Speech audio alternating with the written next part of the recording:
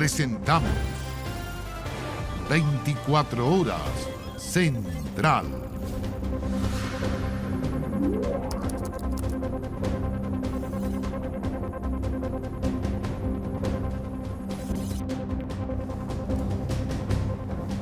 ¿Qué tal? ¿Cómo están? Buenas noches, bienvenidas, bienvenidos a las noticias en esta jornada donde ya en la práctica estamos cumpliendo cerca de 6 horas de debate en el Congreso sobre los dos retiros de fondos. Una discusión que ha estado marcada por la tensión y que tiene además, a esta hora por lo menos, un futuro incierto. Se ha retomado la sesión después de una suspensión, ¿cierto? Ahí en la Cámara de Diputados. ¿Cómo se ha vivido esta jornada clave? Veamos.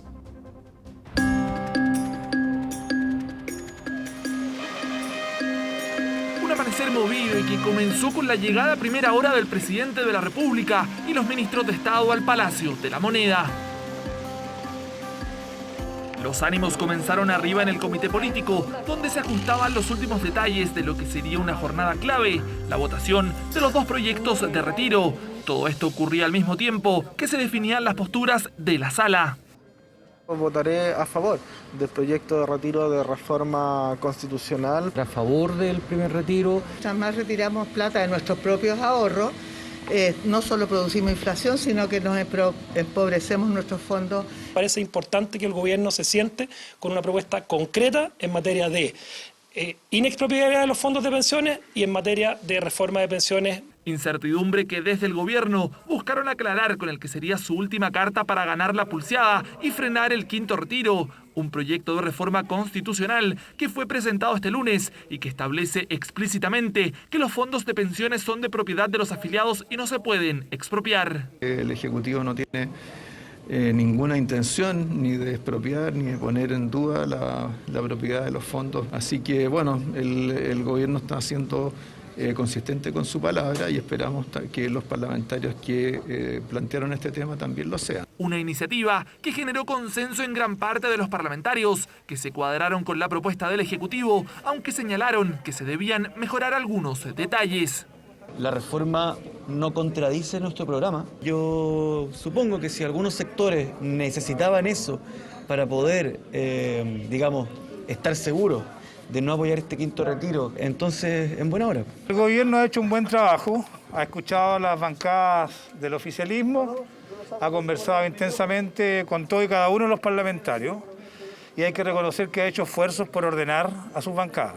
Cumple con el espíritu de lo que habíamos pedido, así que yo creo que estamos en condiciones de rechazar el quinto retiro. Van a haber algunos parlamentarios, por supuesto, que van a votar a favor, pero los que estaban en la duda, yo creo que con esta reforma van a rechazar. El gobierno y la constituyente no coinciden en declarar inexpropiables, heredables e inembargables estos ahorros. Junto a mi bancada, yo creo que presentaremos un proyecto de retiro del 100%. Todas gestiones que intensificaron aún más las negociaciones.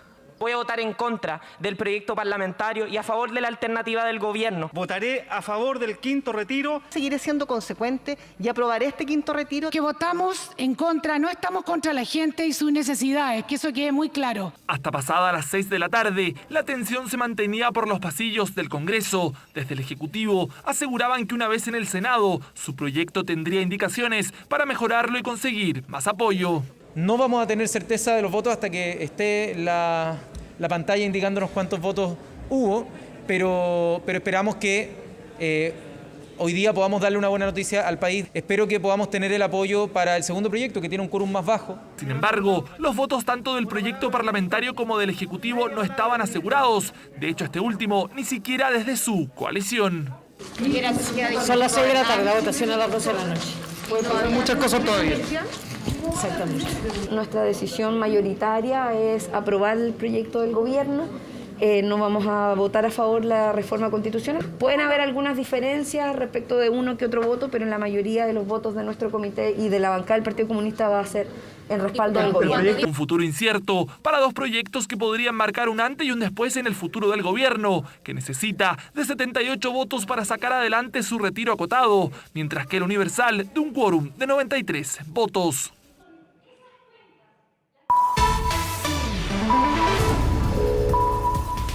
Ahora. Y cuando son las 9 de la noche continúan las intervenciones de los diputados. Se han visto alianzas en el que no jamás se hubieran pensado entre algunos partidos de extremos, y a las 11 de la noche supuestamente debieran votarse ambos proyectos. Sí, vamos a ver qué pasa. Estamos con Kevin Felgueras, que nos cuenta de aquello. Kevin, ¿qué tal? Buenas noches. ¿Cómo estás, Iván, Connie? Muy buenas noches. Nosotros acá en las tribunas de la sala de la Cámara de Diputadas y Diputados mostramos de inmediato lo que está sucediendo, donde está presente, por ejemplo, el ministro de Hacienda, Mario Marcel. Estaba hace solo minutos también el titular de la SECPRES, la subsecretaria de la SECPRES, y se ha dado cuenta, por cierto, de que va a votarse esta reforma constitucional y también el proyecto del gobierno en un par de horas más. De hecho, son cerca de 22 los parlamentarios que quedan inscritos todavía para hacer su intervención antes de las votaciones. Las votaciones son al final de esta sesión y tal como lo decía la nota de José Ignacio Atenas, el resultado es absolutamente incierto. A esta hora no están los votos para aprobar esta reforma constitucional que busca permitir un nuevo retiro de fondos de pensiones, y tampoco están los votos todavía a esta hora de la noche para que se apruebe por 78 votos la reforma que busca permitir este retiro acotado, reforma del Ejecutivo. Por ahora, escenario incierto para la votación que se va a registrar a eso de las 11:15 de la noche, según todos los cálculos, y se presume que estará presente, aparte del ministro de Hacienda que ustedes ven en las imágenes, el titular de la SECPRES, la ministra del Trabajo, quienes han estado hoy intentando convencer tanto a los parlamentarios de oposición como de gobierno de cuadrarse en torno a la postura del Ejecutivo, que es rechazar el quinto retiro y aprobar esta idea de un retiro acotado, más bien a ciertas causales, que se podrían ampliar incluso en el debate en el Senado si esto logra pasar. Kevin, lo decía Constanza, ¿no? Se han visto alianzas bien sui generis, por decirlo de alguna manera. Evidentemente, a la hora de la votación se va a saber todo, pero por las argumentaciones previas, por ejemplo, republicanos, Frente Amplio y comunistas estarían en contra del quinto retiro, y tú nos decías que no estaría hasta ahora los votos para aprobar ninguno de los dos proyectos.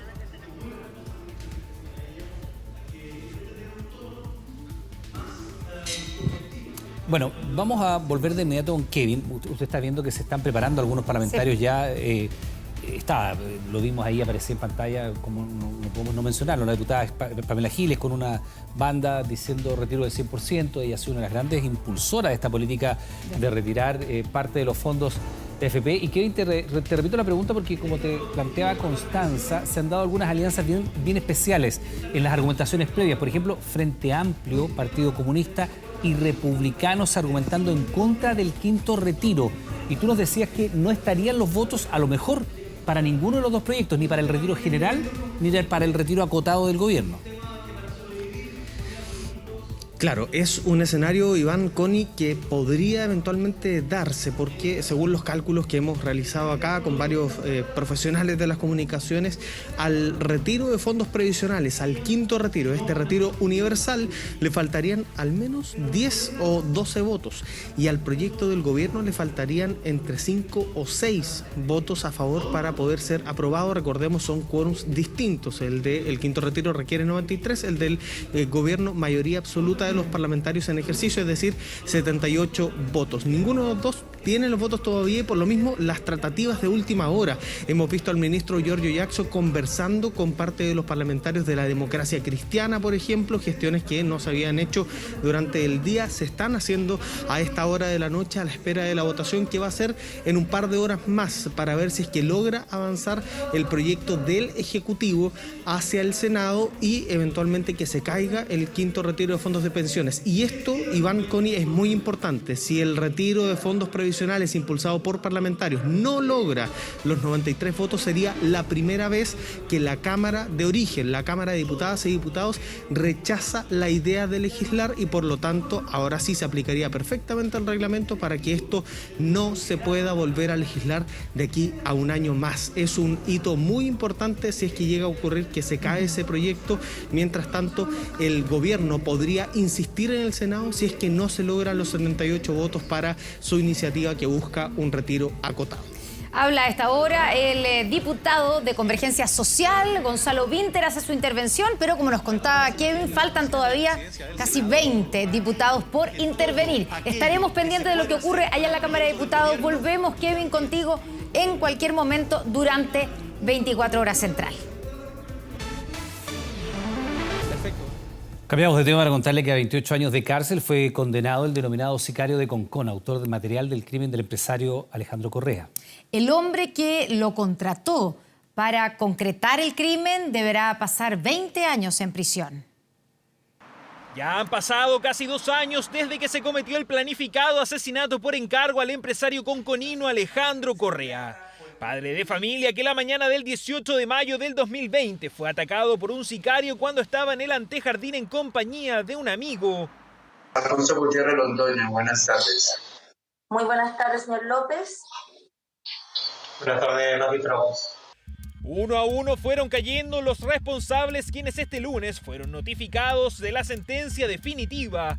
El denominado sicario Víctor Gutiérrez Londoño, el Parce, previo pago de 5 millones de pesos, fue sentenciado a 28 años de cárcel efectiva como autor material del asesinato.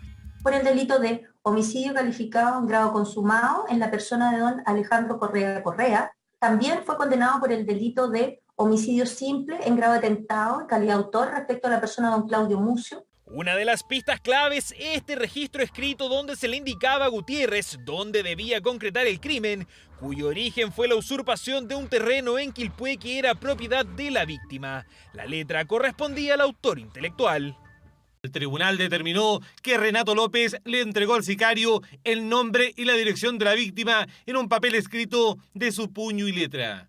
Ahora López deberá permanecer 20 años en prisión. Claudio Riveros, quien ayudó a escapar en un vehículo, 16, y Melissa Palma, cómplice, 6 años. El tribunal ha decretado 7 condenas, más de 70 años de penas de cárcel respecto de las personas que han sido juzgadas en este juicio. 4 culpables de un crimen sin antecedentes en nuestro país. Homicidio por encargo, sicariato, que generó una dolorosa pérdida para la familia Correa, que hoy comienza a cerrar la etapa judicial del caso.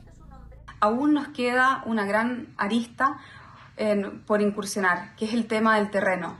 Nuestro terreno, el terreno de mi papá, sigue estando tomado.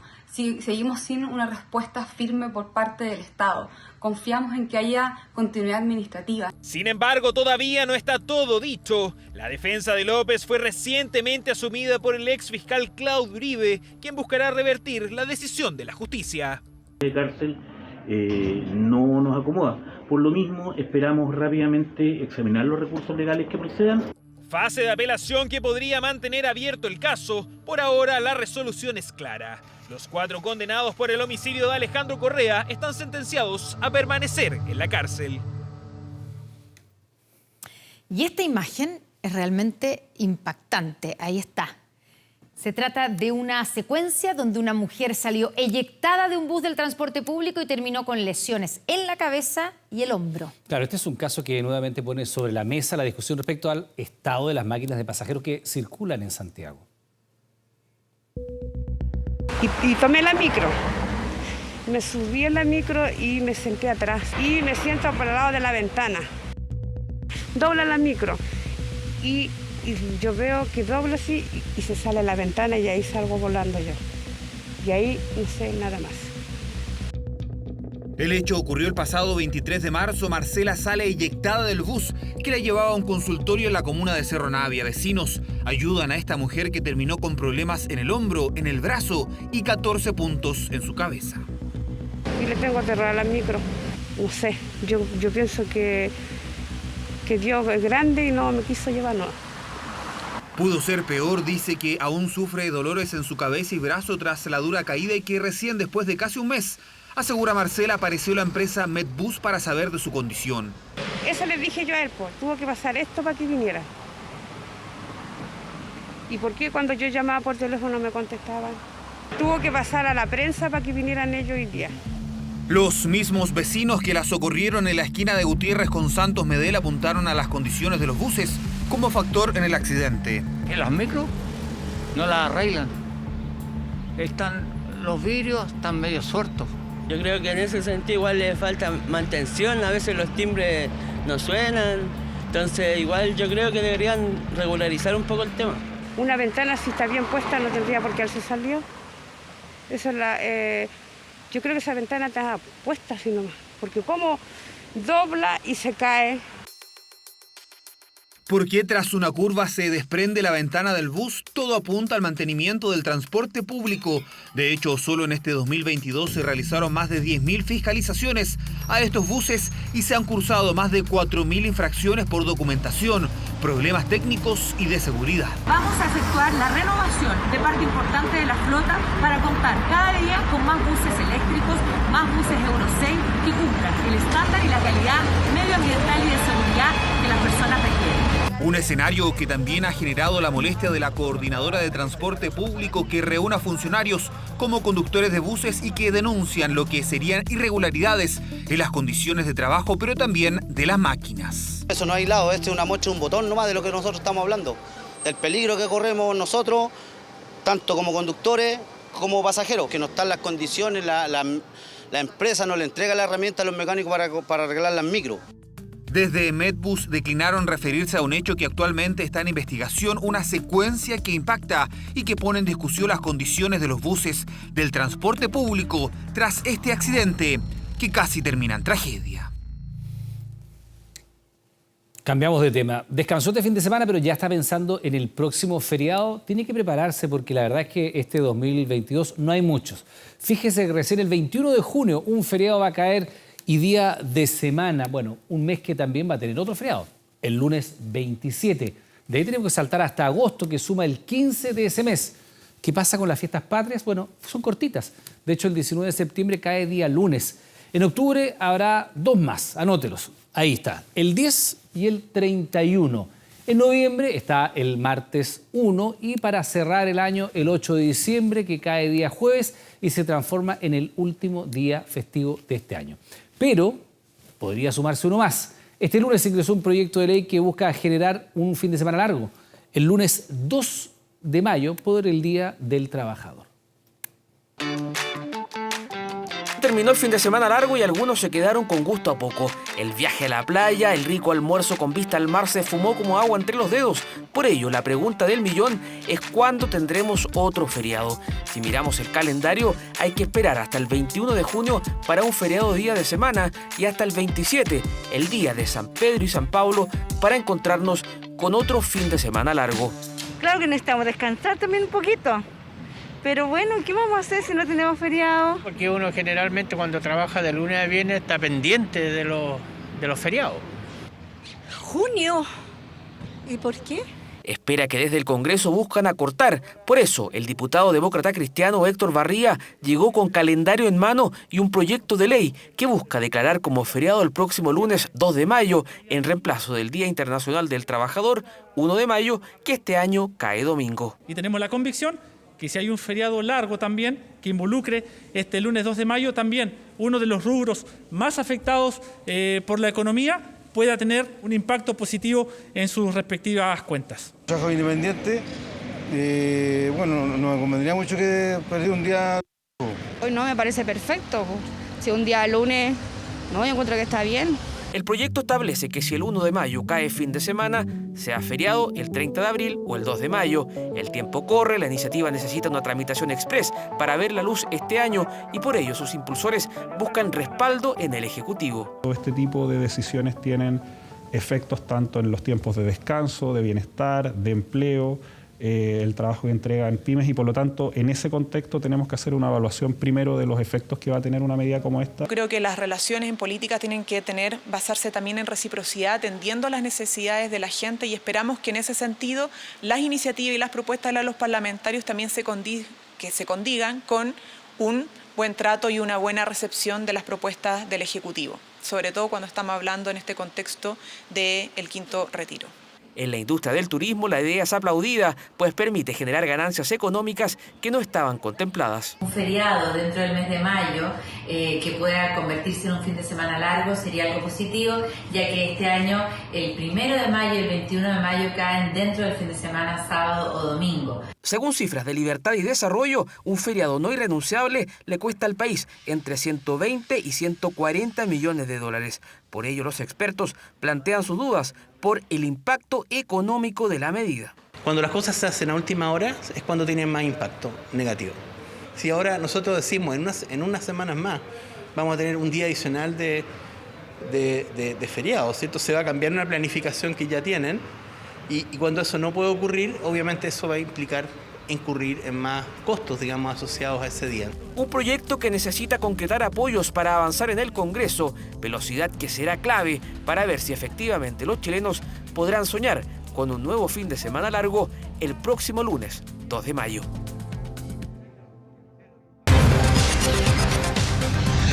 Convención Constitucional. Otra semana de plenos tendremos en la Convención Constitucional. Ya está con nosotros Valentina Reyes para explicarnos todo lo que ha pasado y lo que va a pasar, porque mañana en el Pleno se votará el informe de derechos fundamentales. Sí, mañana. ¿Cómo estás, Valentina? Bien, ¿y tú, Connie, cómo estás? ¿Cómo están en sus casas? Anoten el día de mañana porque se votan normas como derecho a la salud, a la vivienda, educación, de seguridad social. Otra de las jornadas que hemos calificado como claves en la convención. Y quien trae un adelanto de lo que se abordará mañana es la periodista Agustina Álvarez. Veamos su nota. Derechos sociales y el estudio para los estudiantes. Educación de todas maneras. La salud, sobre todo la salud pública. La salud y la seguridad. A mí en lo personal, educación. Vivienda, por supuesto, para la gente que no la tiene. Demandas ciudadanas que provocaron que miles y miles de chilenas y chilenos salieran a las calles. Exigencias de derechos que tras el 18 de octubre cambiaron la historia de nuestro país. Por eso, estos han sido definidos como el corazón de la nueva Constitución. Tan importantes que su debate y posible aprobación son fundamentales según algunos convencionales para cambiar la percepción del trabajo constituyente que según la encuesta de Espacio Público ha generado un aumento de emociones como la desconfianza, la confusión y el miedo. Un posible rechazo que se posicionó en los 45 puntos según la última muestra de CADEM. Tenemos esperanza de que demos noticia en todas estas materias, al menos en seguridad social y en salud tenemos grandes acuerdos ya tomados. Ahora viene la gran mega decepción de parte de los chilenos. Creo que hay derechos sociales que en definitiva lo que hacen es quitar derechos. ¿Qué derechos se votarán en la crucial jornada de este martes? Los vinculados a seguridad social. ¿Qué plantea la norma? Que esta tiene que ser universal y pública para proteger a los ciudadanos en caso de enfermedad, vejez, discapacidad, entre otras materias. La gran discusión, sin embargo, apunta a los sistemas de pensiones cuya continuidad quedaría en manos del futuro Congreso.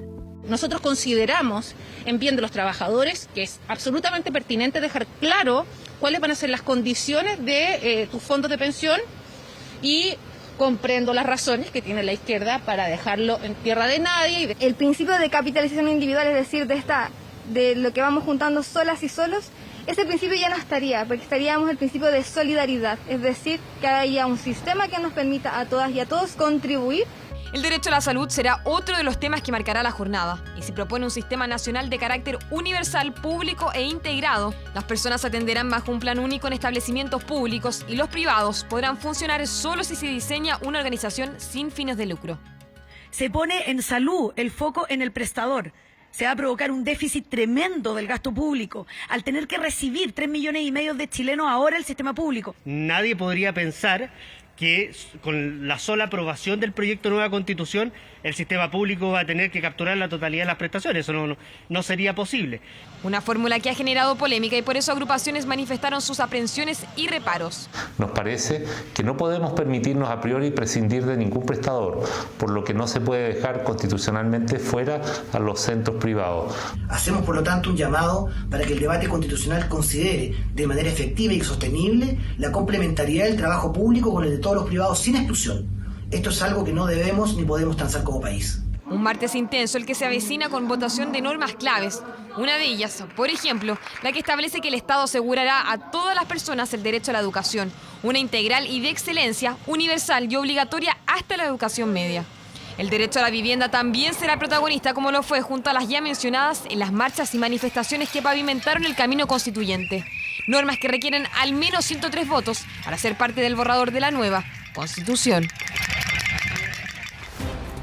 Bien, los invito a quedarnos en una de las normas que se ven mañana, derecho a la seguridad social. Acá se abarca pensiones, pero los convencionales de centro izquierda han asegurado que el sistema de pensiones se va a ver en una ley luego del proceso constituyente, no ahora. Pero convencionales de Vamos por Chile tienen una indicación que busca asegurar la inexpropiabilidad de los fondos de pensiones. Esto fue rechazado en la comisión, mañana tendrá otra oportunidad en el Pleno. Ahora bien, y que va en paralelo a la reforma constitucional presentada hoy día por el gobierno sobre inexpropiabilidad de los fondos de pensiones para lograr, que era una condición que le pedían desde la UDI, desde Chile Vamos, para tener los votos para aprobar el proyecto de retiro del gobierno y no el retiro universal. Aquí vemos, Connie, cómo se van cruzando temas de convención y de gobierno. Y justamente anoche, en Estado Nacional, con Constanza Santamaría, con Matías del Río, estuvo el ministro secretario general de la Presidencia, Giorgio Jackson, y habló de este tema, de la reforma constitucional que busca asegurar la inexpropiabilidad de los fondos de pensiones, cómo esto se cruza con la convención. Vamos a ver lo que dijo el ministro Giorgio Jackson y también lo que agregó a este tema hoy el vicepresidente de la Convención Constitucional, Gaspar Domínguez. La gente se está formando una opinión respecto a la Constitución pensando en lo que le dijeron, oye, te van a robar los fondos, te van a robar los fondos, te van a robar los fondos. Entonces, creo que, por cierto, la acción que está haciendo el Ejecutivo ahora no es inocua en ese sentido, porque también manifiesta y expresa una voluntad que al menos nosotros, en nuestra administración, no tenemos absolutamente ningún interés de que los fondos de pensión, de capitalización individual de los trabajadores y trabajadoras dejen de ser propiedad de ellos porque siguen y seguirán siendo. Y así como el gobierno hoy día ha enunciado que propondrá una reforma constitucional a la Constitución vigente en esta materia, también tenemos que precisar que es posible que este tema sea de nuevo discutido. Claro, mañana, por ejemplo, se puede rechazar esta indicación, pero más adelante, normas transitorias, la inexpropiabilidad de los fondos de pensiones podría volver a ser un tema en la Convención, considerando lo que está pasando a nivel de gobierno con este tema. Pero los quiero invitar a revisar otras normas que se votan mañana sobre los derechos sociales, derecho a la vivienda. Toda persona tiene derecho a una vivienda digna, donde el rol del Estado es fundamental. Vamos a la siguiente estación para avanzar en más normas que se van a revisar mañana. Por ejemplo, protección del trabajo, reconocimiento al trabajo doméstico en la nueva Constitución. Esto se vota el día de mañana. Y derecho a la libertad sindical. Recordar que se necesitan 103 votos para pasar al borrador y si no, tiene una nueva oportunidad en la comisión.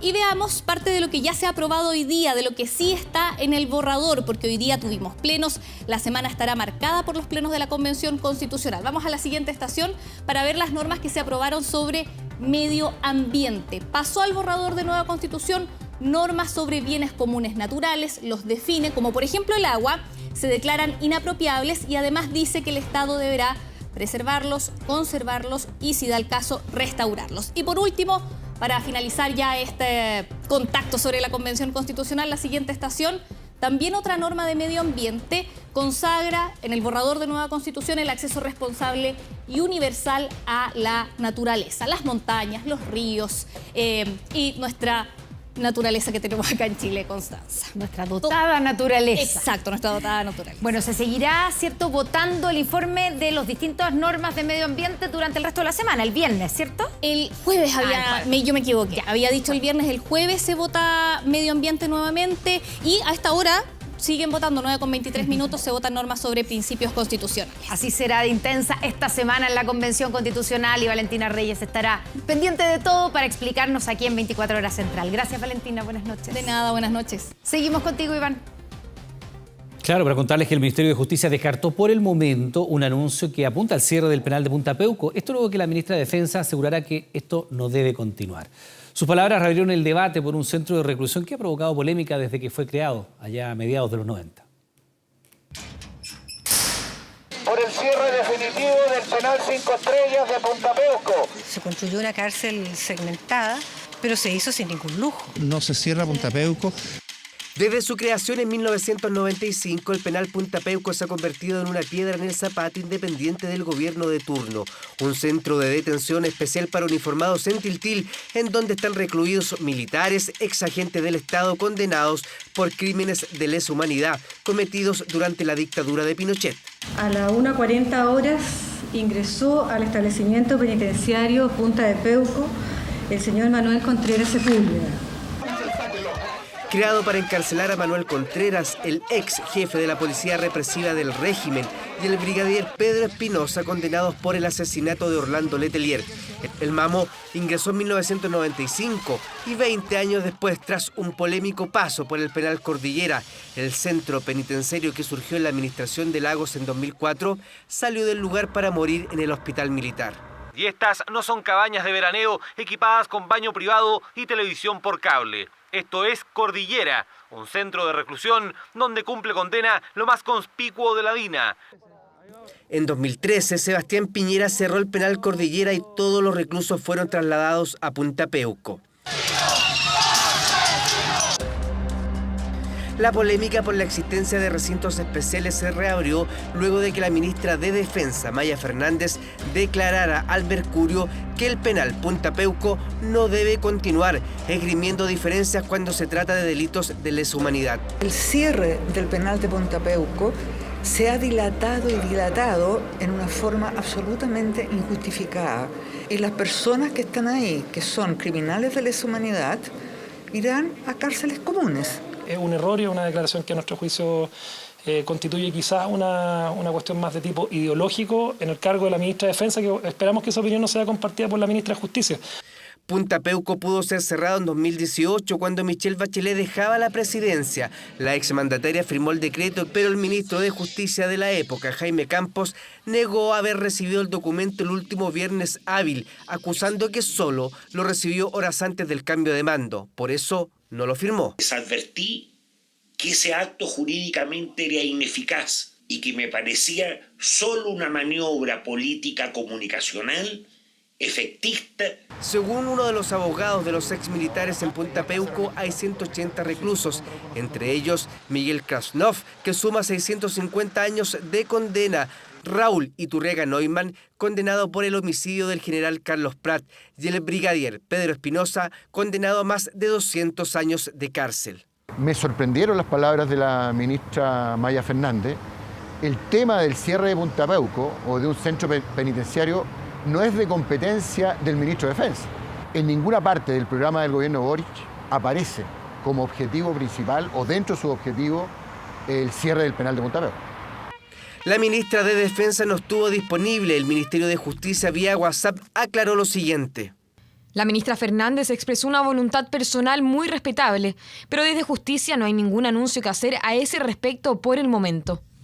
Solo en el gobierno de Sebastián Piñera fallecieron 33 internos que estaban cumpliendo condena en Punta Peuco. En 2021 falleció en Punta Peuco Miguel Estayreino, conocido como el Fanta, quien cumplía condena por el caso de Gollados. Punta Peuco vuelve a la noticia por los dichos de la ministra de Defensa, que este lunes compartió una actividad con el presidente Gabriel Boric, actividad en la que no se abordó este tema. Vamos a Sudáfrica, 443 muertos y más de 40.000 damnificados. Ese es el saldo que hasta ahora han traído los 9 días de inundaciones en la costa este de ese país. Han decretado estado nacional de emergencia.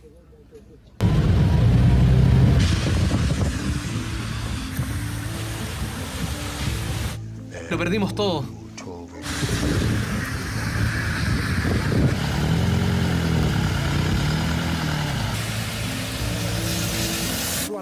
Hemos encontrado el cuerpo de su hijo, pero no la hemos encontrado a ella. No paran desde hace 9 días. Las peores lluvias en 6 décadas en Sudáfrica ya han causado 443 muertos y más de 40.000 damnificados. La niña estaba durmiendo conmigo cuando ocurrió el deslizamiento de tierra. Ella fue arrastrada. No sabemos dónde está. El lugar más afectado es la provincia de KwaZulu-Natal, en la costa este de Sudáfrica. 13.500 hogares han sido dañados, al igual que 300 escuelas y centros de salud. Se estima que los daños en infraestructura llegan al equivalente a unos 559.000 millones de pesos chilenos. El ministro de Gobernanza Cooperativa y Asuntos Tradicionales recibió el mandato de publicar la declaración del Estado Nacional de Desastre. Pero lo que más preocupa a las autoridades y a las familias es la búsqueda de 63 personas que aún están desaparecidas. Estamos aquí buscando a nuestra vecina. Estamos seguros de que fue arrastrada por el río porque hemos encontrado el cuerpo de su hijo, pero no la hemos encontrado a ella. Las cosas están muy mal porque el hijo está en la morgue y estamos confundidos sobre qué hacer con sus restos mientras no hemos encontrado a su madre. Las lluvias también han provocado la paralización total de Durban, uno de los principales puertos de África. En esa zona, la familia Sevilla perdió a 3 de sus miembros luego de que las paredes de su habitación colapsaran por las inundaciones. Incluyendo a mis nietos, éramos 21, pero algunos fallecieron. Uno de los nietos, que tiene 4 años, no se ha encontrado. Quedamos alrededor de 17 ahora. Lo que me duele es el hecho de que con mis hijos restantes no tenemos hogar. Lo perdimos todo. Personas que se encuentran sin refugio, agua o electricidad. Las autoridades de la zona han informado que las lluvias han dificultado los rescates, que no cesarán durante esta semana. Y de regreso a nuestro país, delincuentes hicieron 2 forados en una muralla para luego intentar ingresar a una sucursal bancaria. Pese a las vibraciones que se habrían generado en las murallas por la labor delictual durante el largo fin de semana, la alarma del banco no funcionó. Ni las serpentinas de seguridad evitaron que un grupo de delincuentes llegara a esto. Picaron y picaron, dejando el lugar como si un terremoto hubiese destruido las murallas. En las tinas no había agua, estaban llenas de ladrillos. Pero eso no fue todo. Nosotros no nos pudimos quedar anoche acá. Están todos los dormitorios, está todo patas arriba. Destrucción total por donde se mire. Todo con 2 objetivos para los delincuentes. El primero, tratar de llegar a como dé lugar a las bóvedas y dependencias del Banco de Chile de Quilicura, ese que colinda con estos locales comerciales y con la casa de la familia Plaza. Ya es segunda vez que intentan asaltar al banco por esta vía, por este ingreso. Primero fue durante el estallido social. Ahí el banco reforzó las murallas. Por ello, ahora los delincuentes se encontraron con este bloqueo de metal y con ladrillos. La vecina obviamente estaba aprovechando el fin de semana largo, ¿no es cierto? Y cuando llegó de los días libres que estuvo, se percató de esta situación el día de ayer en horas de la tarde. Y se verificó, ¿no es cierto?, que existían a lo menos 2 forados hacia el banco, donde un grupo de individuos desconocidos intentó ingresar a esta entidad bancaria para efectuar algún tipo de robo. Constituido Carabineros, se logró establecer por lo menos que a la bóveda no lograron ingresar. Para ingresar al domicilio, los delincuentes forzaron la chapa de la puerta de acceso al perímetro. Después, una segunda puerta que los llevaba al interior del domicilio. Aparentemente, como no pudieron destruir por completo las murallas, habrían intentado por el techo. La primera puerta la abrieron, la segunda puerta de madera también la abrieron y se encontraron con la tercera puerta de fierro, que esa tiene triple llave, y no pudieron salir por ahí. Quisieron subirse al techo para pasar al banco.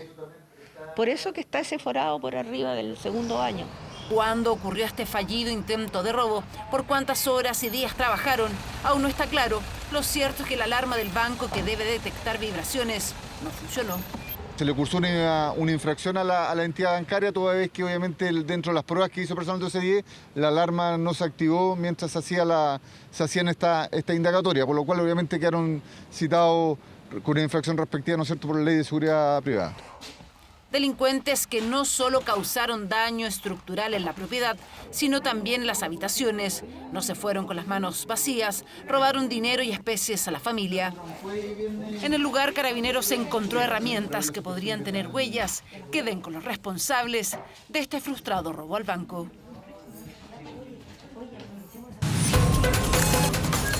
Frontera Global. Bueno, pasa el tiempo y se cumple esta semana 2 meses de la guerra en Ucrania. Estamos con Andrea Aguilar para poner de relieve los hitos que han pasado en estos 2 meses. Andrea, una jornada especialmente noticiosa. Comentábamos antes de entrar al aire, ¿no? El bombardeo en el Lviv, la declaración de héroes por parte de los soldados que entraron a una de las zonas donde se han producido los desastres más grandes. Así es, Iván, ¿cómo estás? Muy buenas noches. Uno de los principales focos de tensión en estos momentos es justamente las imágenes de este buque de guerra que se hundía en el Mar Negro el día jueves. Es un video que ya ha sido publicado por varios medios europeos que muestra efectivamente este buque conocido como Moscú. En el video hay algunas imágenes que coinciden con la forma, con el diseño del crucero de misiles. No está 100% confirmado que las imágenes sean las mismas. De hecho, le preguntaban también al portavoz ruso ruso y él decía que había visto el video pero que realmente no se sabía si era o no. Recordemos que hasta el momento únicamente teníamos estas imágenes de Sebastopol, que era en donde se daba algún tipo de homenaje a la tripulación. Rusia todavía no confirma cuánta gente murió efectivamente en lo que se dice para Ucrania ha sido un éxito militar, pero Rusia dice que simplemente fue un incendio que acabó con las municiones. Sí está confirmado que se hundió el buque. Se hundió. Eso sí está confirmado por parte de Rusia. Vamos a ver qué más ha pasado en estos días y particularmente en esta jornada, Iván, y es que Rusia empieza a replegarse hacia el este de Ucrania, que recordemos ahí fue donde empezó la guerra hace ya 2 meses, el 24 de febrero, y está atacando particularmente la zona de Lugansk, de Donetsk. Era confirmación que se daba por parte de Volodymyr Zelensky en los últimos minutos, pero hay 2 puntos bien importantes. Uno que es Kharkov, que es la principal ciudad ucraniana después de Kiev, la segunda más importante, casi 1,5 millones de habitantes, y también Mariupol, que es prácticamente esta ciudad que Rusia ha querido conquistar para poder quedarse con el mar de Azov justamente como uno de sus bienes internos, y aparte de eso para crear ese corredor hacia Crimea, que fue esa península que se anexionaron ellos en 2014. Pero veamos también qué ha sido y por qué es tan importante el buque que se hundió justamente el pasado jueves. Recordemos, hace 40 años no se hundía un buque de esta categoría. Lo vemos en la siguiente nota. Las que serían las primeras imágenes del Moskva hundiéndose han circulado en las redes sociales durante esta jornada. Un video de apenas 3 segundos y 2 fotos son las únicas imágenes que se conocen del hundimiento del emblemático buque ruso del Mar Negro. Expertos en inteligencia coinciden que se trata de un crucero clase Slava y que la única que ha sufrido este nivel de destrucción es esta nave rusa. El gobierno de Vladimir Putin aún no reconoce que el hundimiento de una de sus principales naves de guerra responde a una acción de Ucrania, mientras que desde Kiev alertan sobre la ofensiva que lanzó Moscú en el este del país en las últimas horas como respuesta. La ofensiva en Donbass ha comenzado y nosotros nos defenderemos, lucharemos y no renunciaremos a nada que sea ucraniano, por muchas tropas que envíen los rusos. Para los expertos, esta ofensiva es el resultado directo del hundimiento del Moskva, que no significaría solo un triunfo militar, sino uno simbólico que podría cambiar el curso de esta guerra. Que Rusia haya perdido el buque insignia de la flota del Mar Negro, sin duda que es un golpe muy fuerte en términos militares, pero también en términos mediáticos. Era un buque muy importante con una larga trayectoria y en la medida que no está clara las circunstancias en las que se produce su hundimiento, queda abierta la idea de que efectivamente fue un triunfo a manos de los misiles Neptuno de fabricación ucraniana que causaron el hundimiento del barco. Rusia ha incrementado también sus operaciones militares en las ciudades claves de Ucrania como Kharkov y Mariupol, que no ha logrado controlar para extender su dominio territorial y adjudicarse una victoria que aún parece esquiva. Rusia no ha obtenido ninguna victoria concreta, no tiene ningún logro que mostrar a la ciudadanía rusa y mucho menos al resto del mundo. No capturó la capital, no tomó el control total del país. Y lejos de eso, lo que ha hecho ha sido causar un sufrimiento infinito a la población civil ucraniana, ciertamente con el objetivo de quebrar su resistencia y su moral. En medio del rechazo mundial a los crímenes de guerra cometidos por Rusia durante esta invasión, Putin ha desafiado a la comunidad internacional al conceder este lunes el título de héroes a las tropas que combatieron en la ciudad de Bucha, lugar donde centenares de civiles fueron masacrados. Este es un gran honor y reconocimiento de sus méritos especiales, de su enorme heroísmo y el coraje demostrado en la defensa de la patria, defendiendo la soberanía y los intereses nacionales de Rusia. Naciones Unidas alertó que es poco probable que se den treguas en el corto plazo y que ellas dependerán de los avances cada vez más lejanos de unas negociaciones de paz en las que ni Ucrania ni Rusia están dispuestas a ceder. Un alto al fuego no está en el horizonte en este momento, pero pueden estarlo en un par de semanas o incluso tomar más tiempo. Todo dependerá de cómo avance la guerra y de la confianza que se construya en las conversaciones. La invasión a Ucrania cumplirá esta semana 2 meses sin que Rusia haya conseguido un triunfo militar que parecía inminente, pero con un impacto brutal en términos de pérdida de vidas humanas que llenan las fosas comunes y los cementerios de un país devastado por la guerra. Y terminamos la nota hablando precisamente de los fallecidos y según la ONU se han contabilizado 2.072 civiles muertos en la guerra. Al menos las cifras oficiales que entrega Naciones Unidas, entre esas cifras hay 169 niños, al menos hasta hoy. Y según Ucrania hay 2.700 contados que ya están verificados y 24.000 estimados. que es parte entonces de lo que está sucediendo, pero hay algo bien importante que es el efecto económico, Iván, y es que esto ha significado estos casi 2 meses de guerra, 564,9 mil millones de dólares. Eso es prácticamente 1,7 veces la economía de Chile en 2021. Esto es únicamente para Ucrania, pero sabemos que para el resto del mundo el maíz alcanzó su precio más alto hoy, hay una inflación desbordada, tanto el Fondo Monetario Internacional como el Banco Mundial dice que al menos 143 países vamos a tener un crecimiento a la baja, parte entonces de los efectos que está teniendo la guerra en Ucrania, que este sábado cumple 2 meses. Claro, que hoy día se sabía del ataque en el VIV que deja al menos 11 personas fallecidas. Andrea Aguilar, muchas gracias. Que estén bien, buenas noches. Constanza, seguimos contigo.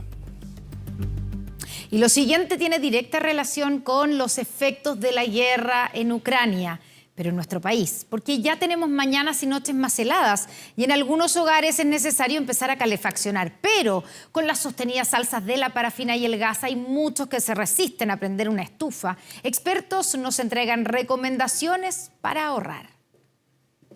Las temperaturas matinales ya están bajo los 10 grados y seguirán cayendo a medida que pasen los días. Incluso se anuncian lluvias para la zona central este fin de semana. Y hay muchos que están desempolvando sus estufas. Tengo mi estufa a gas, ¿ya?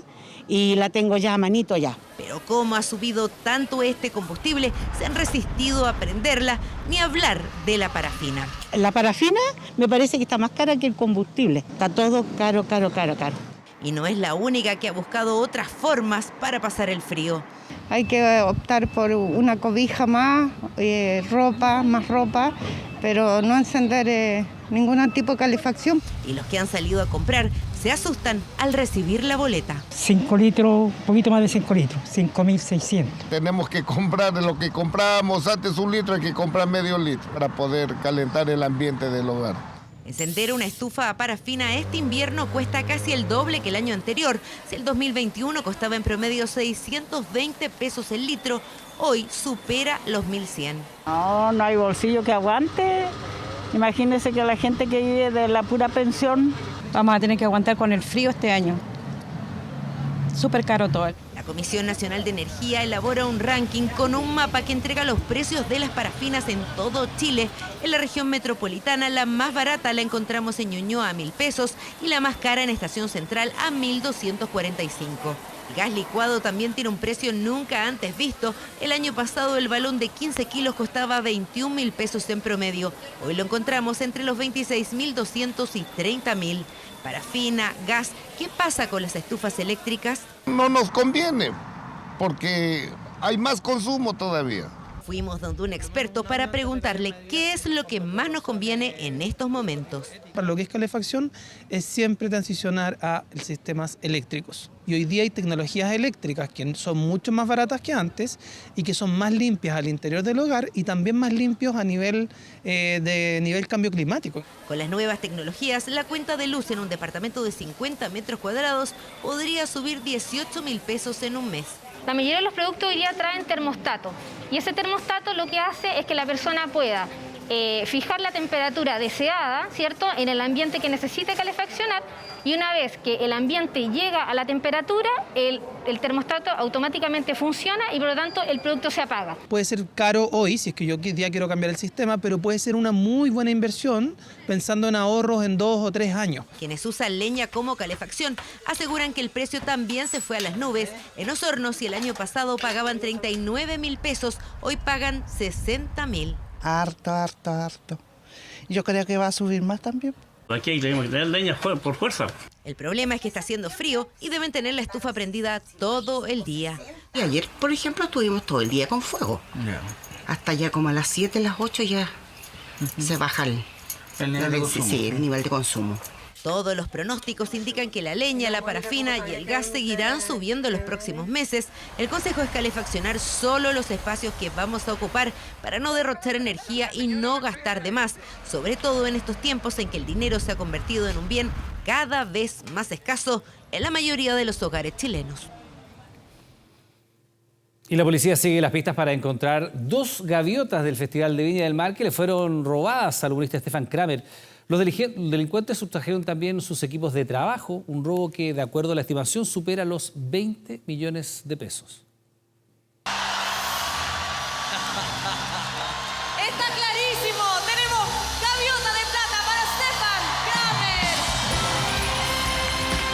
Corría 2008 y Sergio Lagos con Tonka Tomisic le entregaban la gaviota de plata a Stefan Kramer en el Festival de Viña. Es de conocimiento público. Un salto a la consagración que venía construyendo desde 2002 con imitaciones a famosos de la televisión. Y más adelante vamos a hablar de las termitas, que son seres vivos, o sea, que viven. Horas y horas de trabajo para convertirse en uno de sus personajes. Ahora gran parte de su equipo ya no está con él. De repente uno se revisa y ve su historia y es un momento lindo en la carrera, y no verlo es como miráis y te revisáis entero como lo que uno hace como artista. Su lamento fue grande al ver que robaron en su productora en Vitacura. Desconocidos aprovecharon que el humorista estaba fuera de Santiago este fin de semana para cometer un millonario atraco. Mediante el corte del suministro eléctrico y la fractura de un ventanal, ingresaron al inmueble. Las especies sustraídas corresponden a aparatos electrónicos, prendas de vestir, evaluadas en 20 millones de pesos. Entre eso, 2 gaviotas que ganó en el Festival de Viña. Trofeos que tienen... hay algo sentimental ahí, así que de alguna manera sería bacán poder recuperarla. Debería agradecerte por haberte comunicado a nosotros al programa.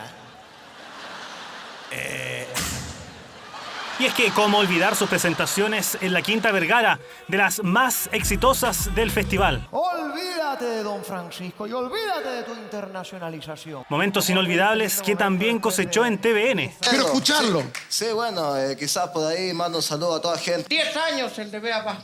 Increíble, toda una vida. Que se haya recuperado por suerte, ¿eh? ¿Qué querés que te diga, mi guacho querido?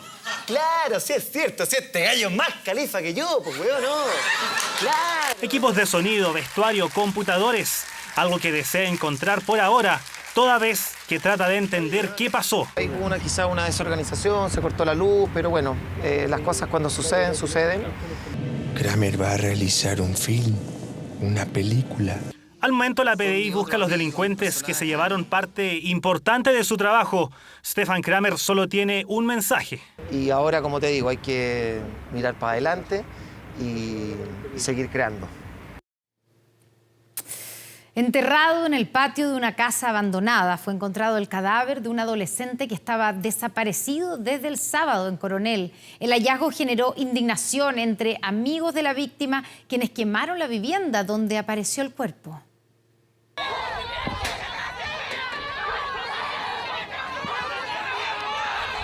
Fue el final de una búsqueda dolorosa, la rabia de amigos de Nicolás Paillán contra el local nocturno desde donde desapareció aparentemente sin que nadie viera nada.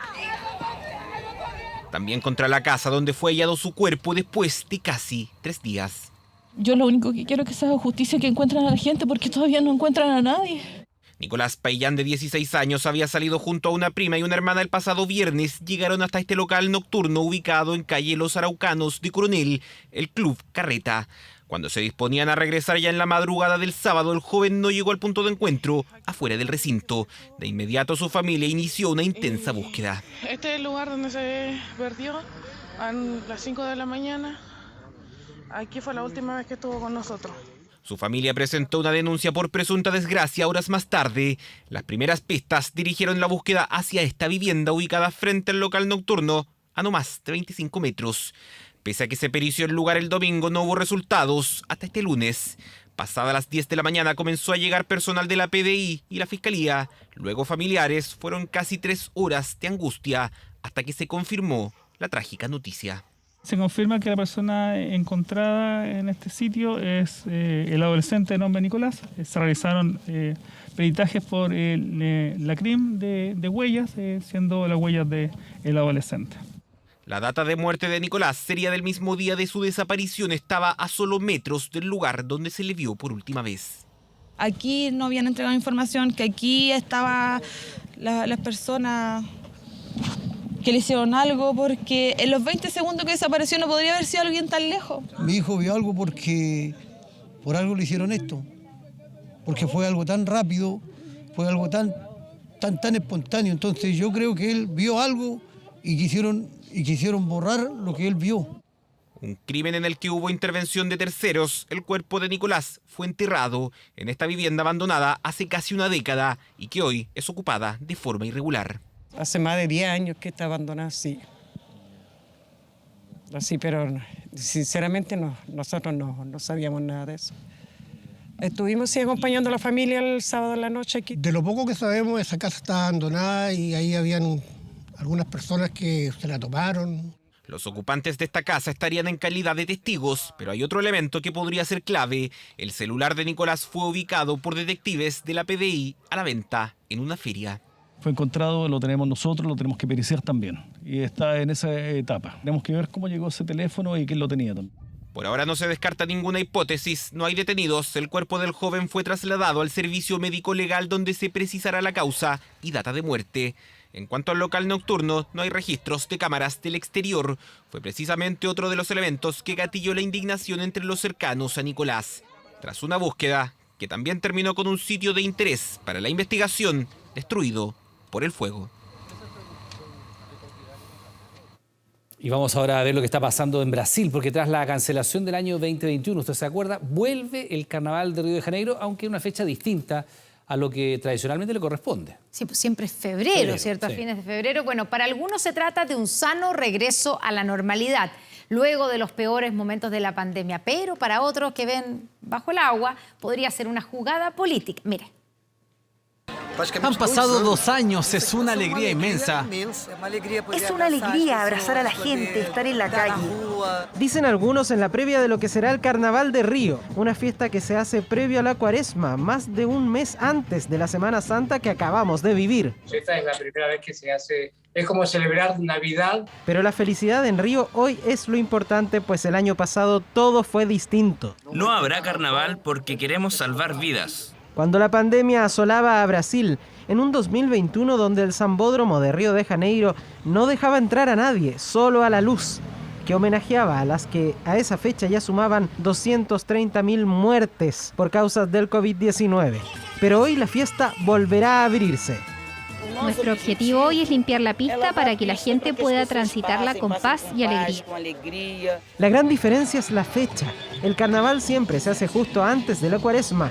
Esto es 40 días antes del domingo de resurrección. Nosotros tenemos la Pascua, 40 días antes, entonces se hace una gran fiesta para ingresar a este periodo de reflexión. Aunque esta vez, como ya se conmemoró la Pascua, nada obliga a esa reflexividad posterior. Ganamos y ahora podemos celebrar. Dicen las y los brasileños para quienes la festividad es verdaderamente fundamental. Lo sentimos por los que fallecieron, pero debemos seguir adelante y apreciar la vida en momentos como este. Y celebran también las decisiones del gobierno en las últimas 3 semanas frente a la pandemia. Antes no se podía hacer nada, ¿no? Y ahora hasta en los espacios cerrados ya cayó la necesidad de las mascarillas, por ejemplo. Sumado a que el gobierno acaba de anunciar la salida del país del escenario de emergencia sanitaria, aunque, sostiene un analista, hay unos escépticos también, unos analistas que consideran que esta liberación de alguna manera es como liberar un poco la válvula de escape en función también de la proximidad de la fecha electoral. Y hay un trasfondo político del hecho de que la popularidad de los gobernantes tiene que ver con la sensación, por lo menos, de la gente de estar bien. Al carnaval suspendido el año pasado, se le permitió la realización siempre que los asistentes presenten pasaporte sanitario que demuestre sus vacunas al día. La Liga, las escuelas de samba, ha ido pidiendo los carnés de vacunación. Hemos fiscalizado eso y todo funcionó muy bien. El carnaval se llevará a cabo desde este miércoles 20 hasta el 23 de abril con un desfile especial de la escuela ganadora el domingo 30, en una fecha que no tiene nada que ver con las tradiciones cariocas, pero que no impide, según se ve, que Brasil vuelva a sonreír en torno a la samba carnavalera.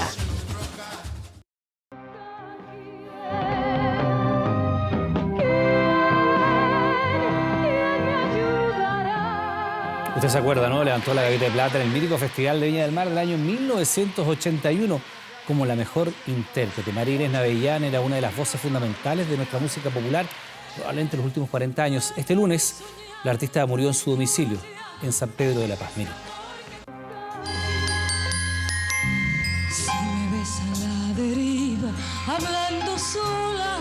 Fue una de las voces más populares entre las décadas del 70 y 90 para la música nacional. Pasó por los más importantes escenarios de nuestro país y defendió la bandera chilena en festivales internacionales, famosa por éxitos como Esperando y Déjame Soñar. Así le recuerda Horacio Saavedra, director de orquesta que compartió recitales con ella. Una voz en registros incomparables, una voz preciosa, muy cercana, muy cariñosa, muy respetuosa y muy talentosa. Un talento que la llevó a ser la representante chilena en el Festival de la OTI en 1994, donde deslumbró con una impecable presentación en el Teatro Principal de Valencia, en España. En aquella ocasión se quedó con el 9º puesto tras cantar La vida va.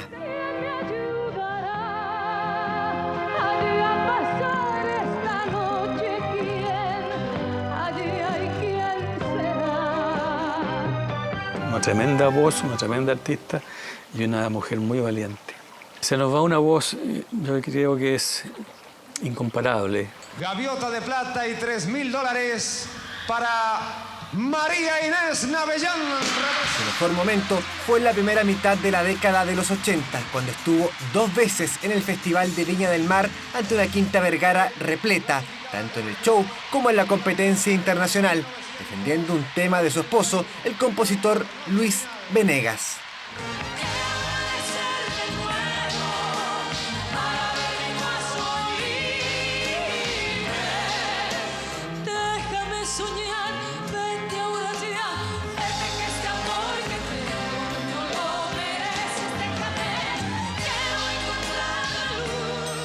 Excluyendo la tuya, ¿cuál te dejó mejor recuerdo anoche? Mira, yo quiero serte bien sincera, pero ayer yo estaba tan nerviosa antes de actuar y después de actuar que no te podría dar una apreciación con cierta base. Pero hace varios años una larga enfermedad complicó su salud. En el último tiempo su estado empeoró. La madrugada de este lunes, a los 75 años, María Inés Navellán falleció en su domicilio de San Pedro de la Paz por causas naturales. Está siendo velada por su familia en la región del Biobío. Incomparable, una tremenda cantante, tremenda artista, que yo creo que no fue muy reconocida acá en lo que ella hacía, en lo que representaba. Pero nos deja un lindo legado. Una cantante que será recordada por sus éxitos e inolvidables presentaciones. Una de las más famosas intérpretes de baladas de la música chilena, que deja como recuerdo la intensidad de sus interpretaciones en vivo y su voz inconfundible.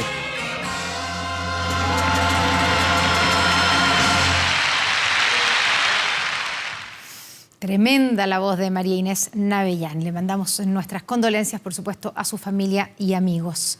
Indignados están los habitantes del lago Vituquén, luego de que una embarcación fuera captada persiguiendo un cisne de cuello negro. La Fiscalía investiga a los responsables, quienes arriesgan multas de hasta 1,5 millones de pesos por maltrato animal.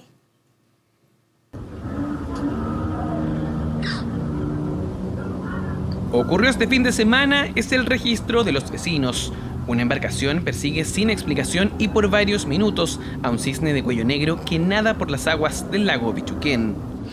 Especie en peligro de extinción protegida por la Ley 19.473, que regula la caza de animales, también resguardada por los propios residentes, quienes intentaron poner freno al polémico incidente. Una lamentable situación porque esta es una zona turística, llega gente de diversas partes de Chile y en vez de apreciar la linda flora y fauna que tenemos, la maltratan y le hacen daño. Es un patrimonio nacional, se cuida.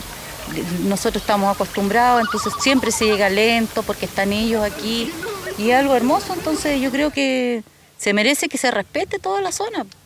El maltrato fue en primera instancia contra un grupo de cisnes que logró escapar. En el lugar quedó este joven ejemplar que por la proximidad constante de la lancha no logró emprender el vuelo, un hecho repudiado por los habitantes, también por los expertos.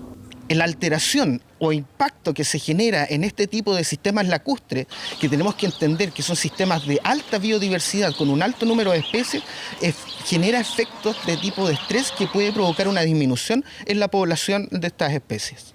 Acoso en contra de este tipo de animales que durante abril se encuentra en pleno proceso de apareamiento, lo que podría provocar un estancamiento en el desarrollo de nidos en las tranquilas aguas del sector Bahía Mansa. Es importante que sus poblaciones no disminuyan porque cumplen roles específicos en el ecosistema, en este caso de recircular algunos nutrientes y también poder aportar en la red trófica en distintas direcciones. Ver una intención de poder hacer daño a un ave indefensa, yo creo que no, o por divertirme un rato, no está bien. Controversia que no quedará solo en redes sociales. Autoridades locales presentaron una denuncia formal. Quienes resultan responsables arriesgan desde 61 días hasta 3 años de cárcel y multas que van desde los 100.000 hasta los 1,5 millones de pesos. Si tenemos que hacer declaraciones o lo que se tenga que realizar para que esto tenga toda la averiguación y se tomen las medidas correspondientes, vamos a estar dispuestos a hacerlo. El día de hoy ingresó a la Fiscalía Local de Licantén una denuncia a la cual sin duda alguna se le dará el curso respectivo, despachando la orden de investigar a la policía especializada. Una incógnita es lo que rodea la identidad de quienes iban a bordo de la embarcación, mismo misterio que se tiene respecto a este joven Cygnus melancorifus, cisne de cuello negro, que permanece desaparecido. Bien, pues le recordamos que a partir de las 22 horas Televisión Nacional de Chile está autorizada para transmitir programas para mayores de 18 años. Y este lunes se realizaron los funerales de Mireya Baltra, reconocida dirigente social y suplementera, que en 1971 se convirtió en la primera mujer latinoamericana en llegar al cargo de ministra del Trabajo, esto durante el gobierno de Salvador Allende. Fue la primera mujer ministra del Trabajo de Latinoamérica. De voz áspera y grave, poseía un tono muy útil en sus inicios como suplementera, pero también en su estilo confrontacional en la política. 4 personas y nada más. Oiga, pero que somos más. 4 personas y nada más. Oiga, no me levante la voz tampoco. 4 personas y nada más. Yo también le voy a levantar la voz entonces. Grita lo que quiera, ¿no? Y usted siga gritando entonces, ¿qué se ha creído?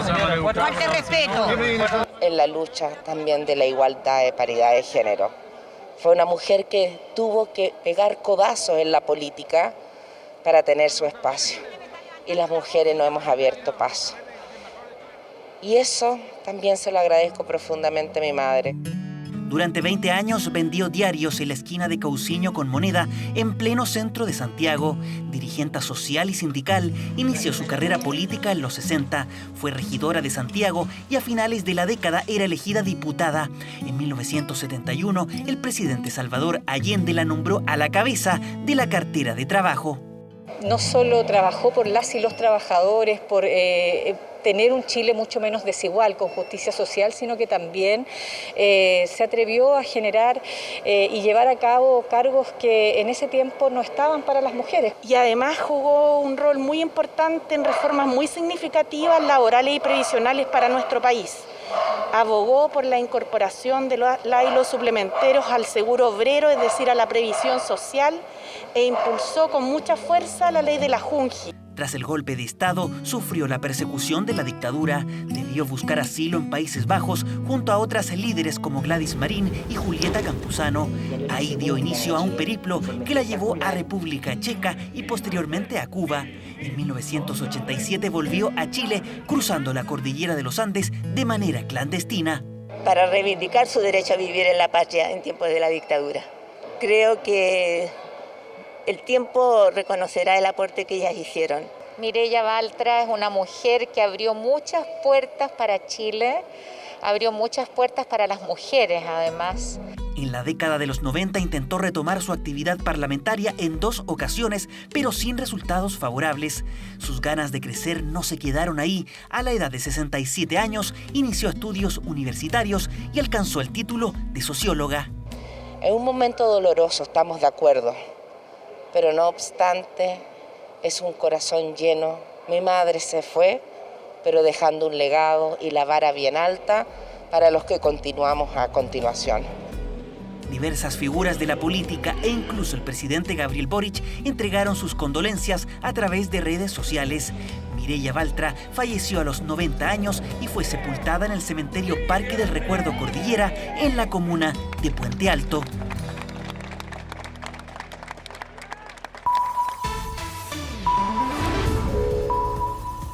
Ahora. Ya son las 10 de la noche con 4 minutos. ¿Qué está pasando a esta hora en la Cámara de Diputados con la votación de los dos proyectos de quinto retiro? Kevin Felgueras.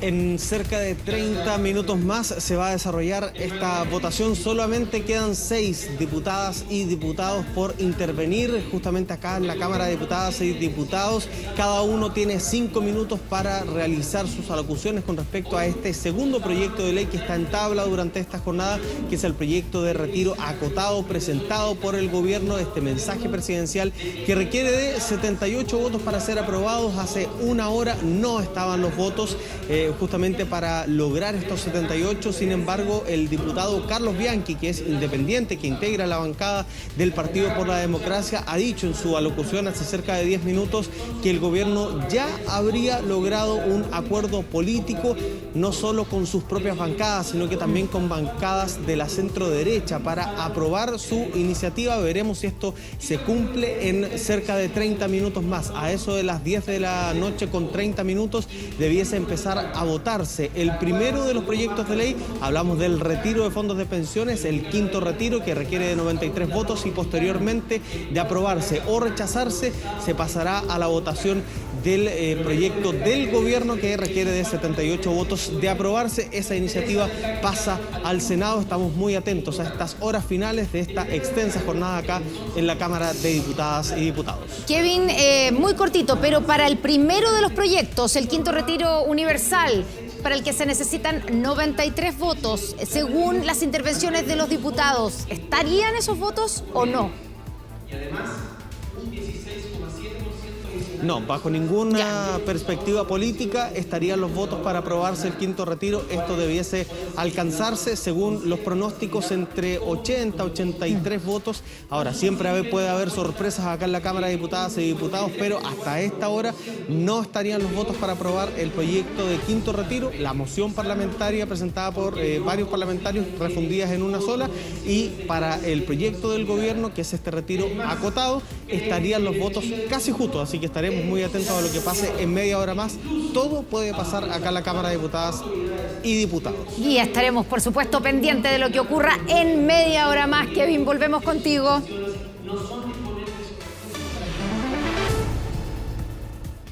Con el auspicio de Todos los días puedes soñar con Loto, presentamos 24 horas Deportes. Buenas noches, ¿cómo les va? Hace pocos minutos fue cesado en su cargo el técnico Paulucci, el argentino que dirigía Universidad Católica y que obtuvo el título de campeón en el torneo pasado. Paulucci habría llegado a un acuerdo con el actual directorio de Universidad Católica. Acá en Chile se encuentra en estos momentos el técnico Juan Antonio Pizzi, quien dirigiera a Universidad Católica e incluso a la selección chilena. Asoma como el reemplazante natural de Paulucci. Universidad Católica no se ha manifestado después de la derrota por 1-0 frente a Huachipato, cuyas imágenes estamos revisando. No se ha manifestado respecto a un eventual interinato en la conducción técnica del primer equipo, que ha sufrido derrotas sucesivas en los últimos partidos. Lo más probable entonces, aunque no hay anuncio oficial, que Pizzi retorne a la banca cruzada. Es la noticia de última hora en el ámbito deportivo. El campeón del fútbol chileno se queda en estos momentos sin entrenador. Y tenemos otro capítulo en el escándalo de los árbitros. Un informe de 200 páginas elaborado por el abogado señor Valdés, Miguel Ángel Valdés, señala que Castrilli es inocente y además también dice que los audios filtrados fueron manipulados y que el árbitro del famoso partido entre Huachipato y Copiapó Francisco Gilabert no recibió ninguna presión de terceros. En este momento, el Tribunal de Penalidades del Fútbol va a fallar respecto a este informe. El Club Huachipato anuncia acciones frente a los tribunales. A mí me parece imprescindible la acción de la justicia para llegar hasta las últimas consecuencias en la investigación de esta operación mafiosa en el fútbol chileno. Francisco, por favor, analiza la camiseta, me dicen así. ¿Y yo qué?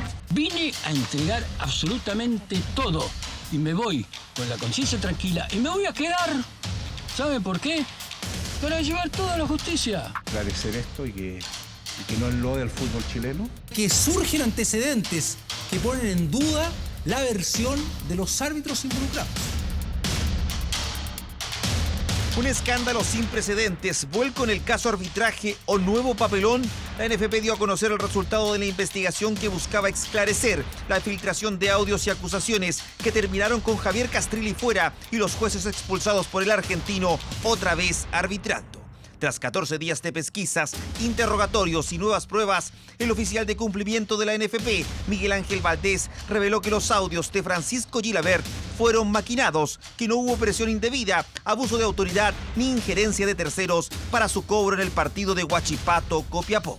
En el curso de la presente investigación se lograron recopilar antecedentes y datos que evidencian la existencia de actos destinados a desacreditar y difundir información distorsionada para desestabilizar el arbitraje chileno. Somos grandes, como para no darnos cuenta que acá se pretende desviar el eje de la cuestión, el eje de la discusión. Insisto, la integridad y la honorabilidad de los árbitros no está en juego y lo vamos a ir demostrando seguramente en el transcurso del campeonato.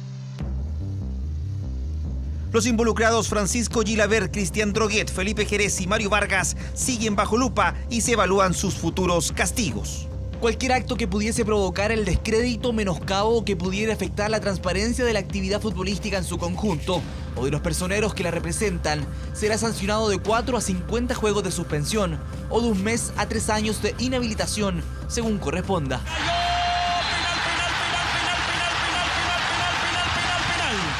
Yo veo penal abajo, creo penal arriba. Perfecto. Y por si fuera poco, las 200 páginas recopiladas pueden terminar en el Ministerio Público, que podría iniciar una investigación por difundir audios sin consentimiento. Por favor, momento. Analiza la camiseta. Me parece una acción de juego, voy a ir con tiro de esquina. Fui con esa sensación de cobrar una hueá que no era. Gente que cuando uno pretende limpiar, obviamente que lo pueden ensuciar. Lo cierto es que el sheriff argentino, según el informe, sale ileso y sus dichos tras el despido suenan más fuerte que nunca en Quilín. Otro golpe para Pablo Milat y su mandato en la NFP, que tras la rebelión de los hombres de negro dejó muchos damnificados en el fútbol chileno.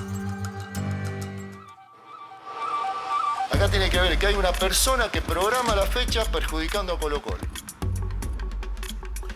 Es claro, Gustavo Quinteros reclamando a la NFP por la programación del próximo fin de semana. Al mediodía, el domingo, Colo-Colo, líder del torneo, juega con la Universidad Católica y el miércoles se enfrenta a River Plate, uno de los grandes del fútbol sudamericano, por la Copa Libertadores. Quinteros dice, ¿por qué no nos programaron el sábado? Ahora, todo está compensado. Digamos que River también tiene una programación parecida y más encima tiene que venir a Chile. Pero los reclamos de Quinteros ahí están apuntando a la programación de la NFP. Dicen que la victoria y los goles son capaces de aplacar tristezas y preocupaciones. Estamos contentos. Así comenzaba la conferencia de prensa Gustavo Quinteros tras el triunfo ante Cobresal. Sin embargo, segundos después, ocurría esto. No, vos estás equivocado. Sos periodista, no te das cuenta de esto. Me parece injusto. Te matan.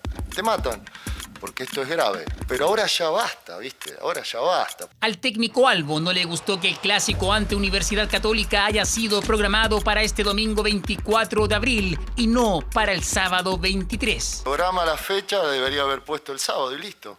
Y punto. No se perjudica a ningún equipo del fútbol chileno que esté jugando Copa Libertadores. Claro, este domingo 24 de abril chocarán el clásico ante Universidad Católica en San Carlos de Apoquindo y tan solo 3 días más tarde, es decir, el miércoles 27, recibirá nada más y nada menos que al gigante sudamericano, River Plate. Yo desde que llegué acá a Chile, al principio del 2019, todo el periodismo en general se queja de que los equipos no participan bien en Copas Libertadores, que no les va bien, pero cuando tenés que programar un partido, en vez de programarlo con 4 días de diferencia, que no había ningún problema hacerlo, lo ponen el día domingo. ¿Para qué lo ponen el día domingo? No entiendo. Sin embargo, el calendario de River le responde al técnico Albo. De aquí al duelo ante los Millonarios, Colo-Colo no disputará ningún partido, excepto el del próximo domingo ante la UC y sin moverse de Santiago.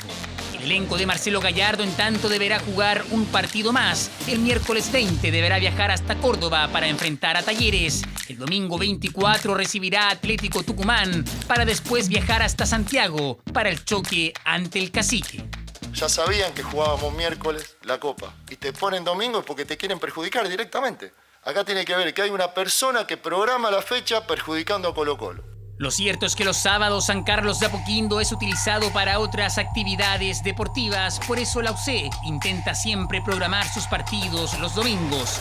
Con estos antecedentes, ¿será que hay alguien que quiere perjudicar a Colo-Colo? ¿O Gustavo Quinteros está algo sensible? Y en la Universidad de Chile lo están pasando mal. En la tabla, muy abajo. El fin de semana reciente, empate con Palestino el día sábado por la noche y el domingo por la mañana, excluido del entrenamiento, marginado del equipo Junior Fernández, porque se dice que no habría llegado en condiciones para practicar. Determinación del técnico Escobar. Más encima, continúan los cuestionamientos sobre la eventual participación del manager, del representante de jugadores Fernando Felicevich en la propiedad de Azul Azul. ¿Cuál es el verdadero vínculo de Felicevich con la U? Veamos.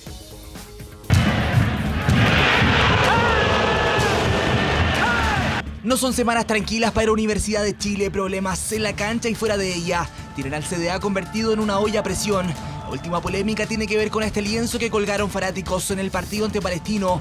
Felicevich devuelve el club, decía en alusión al supuesto vínculo del representante con Azul Azul, algo que la gente de Alexis y Vidal no tardó en desmentir.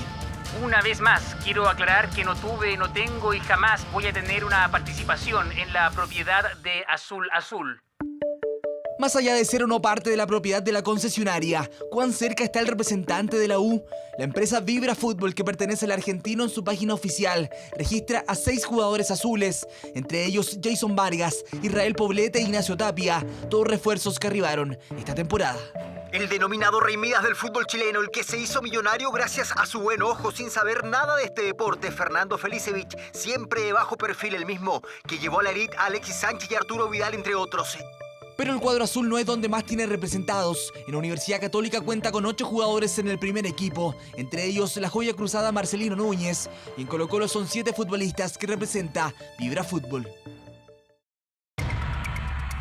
Sin duda el representante con más poder en el fútbol chileno, un gremio que hace poco se formalizó como tal y en donde FF prefiere mirar desde lejos. Y los que quedaron afuera y que conversé con ellos fue Fernando y el grupo AM, los hermanos Jiménez.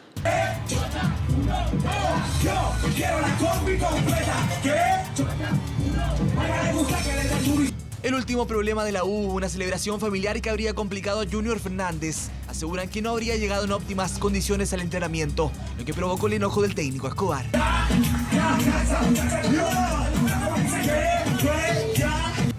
Con una hinchada totalmente desilusionada del proyecto de Azul Azul y un equipo que camina por la cornisa en el torneo, el panorama para la U es cada día más oscuro. Estamos viendo 24 horas Central. Todos los días puedes soñar con Loto. Black Tuesday. Loto reparte 6.300 millones. Loto, nunca dejes de soñar.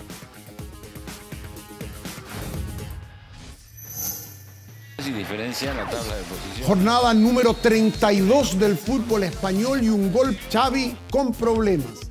Saltamos a Italia, donde Mou ha sido figura en Nápoles por los homenajes realizados a la memoria de Diego Armando Maradona. Gran partido. Penal favorable al Napoli que Lorenzo Insigne, jugador de la selección. Ya volvemos con 24 horas Central. Dramáticas imágenes del ciclismo mundial en los últimos kilómetros de la clásica prueba París-Roubaix. Una vez más, un aficionado golpea a un ciclista, en este caso a Yves Lampert, quien estaba peleando por el primer lugar. 7 kilómetros antes, él es tocado por este hincha, no puede controlar su bicicleta y cae espectacularmente, quedando fuera de la competencia cuando la meta estaba allí. En un Tour de Francia hace un par de temporadas también hubo un caso mucho más dramático, provocando una masiva carrera de ciclistas. Una aficionada que portaba un letrero de madera que causó un accidente muy grave. En este caso, solo uno, pero de todas maneras pudo haber tenido consecuencias mucho más graves. Con estas imágenes estamos concluyendo el informe deportivo de hoy aquí en 24 horas. Nosotros nos despedimos y continúan con ustedes Iván y Connie. Adelante.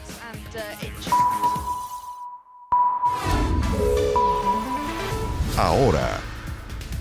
Está a punto de comenzar la votación en la Cámara sobre el retiro de fondos de AFP. Está el diputado Coloma terminando su intervención.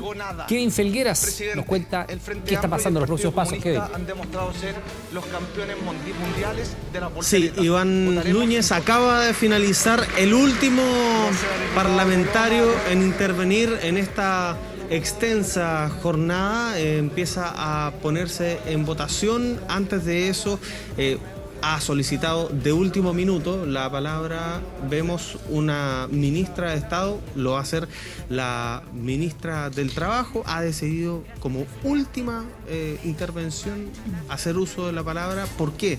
Porque se ha hablado, y de hecho vimos llegar al ministro de las Express, Giorgio Jackson, junto a uno de los parlamentarios de la Democracia Cristiana. Ahí, al parecer, estarían los votos clave para lograr aprobarse el proyecto del gobierno. Y por eso la ministra de Estado solicitó, hizo un gesto, una palabra que no estaba dentro del protocolo, y se va a escuchar a la ministra del Trabajo y eventualmente ya ahí pasaríamos a la votación. Iván, solamente te cuento que son, según el papel, 4 votaciones. La primera votación es la del quinto retiro de fondos previsionales. La segunda votación habla del proyecto en general del gobierno, y luego vienen 3 votaciones más. Si es que se aprueba, son votaciones por separado para ir viendo cómo va pasando al Senado. Después de las palabras de la ministra, nos indica el presidente de la Cámara, ya vendría la votación. Kevin, escuchemos a la ministra del Trabajo. El proyecto del Ejecutivo además aborda 2 temas imprescindibles en los que requerimos avanzar.